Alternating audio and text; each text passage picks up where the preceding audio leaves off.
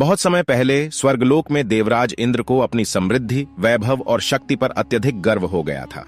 उन्हें लगता था कि वे सबसे बड़े विष्णु भक्त हैं और कोई भी उनकी तुलना में भगवान विष्णु को अधिक प्रेम नहीं कर सकता। एक दिन भगवान विष्णु ने इंद्र के इस अहंकार को तोड़ने का निश्चय किया। स्वर्गलोक में एक दिन एक रहस्यमयी साधु आए।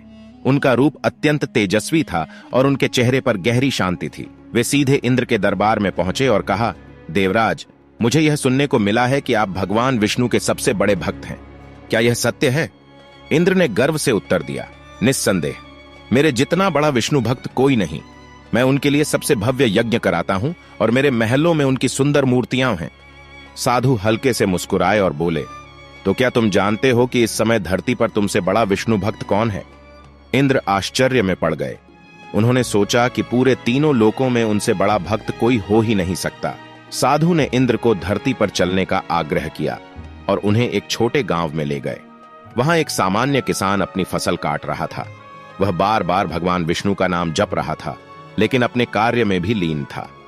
इंद्र ने साधु से पूछा, यह तो एक सामान्य किसान है, यह मुझसे बड़ा भक्त कैसे हो सकता है? साधु मुस्कुराए और बोले, ठहरो, पहले देखो। किसान ने सुबह उठकर स्नान किया, भगवान विष्णु को प्रणाम किया, खेतों में काम किया और रात को सोने से पहले फिर भगवान का स्मरण किया।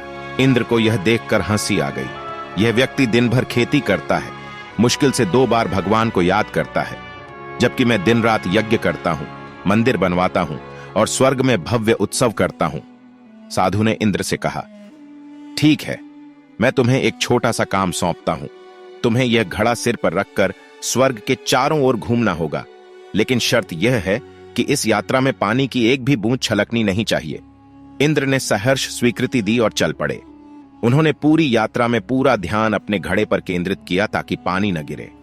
किसी तरह यात्रा पूरी हुई और वे विजयी भाव से साधु के पास लौटे।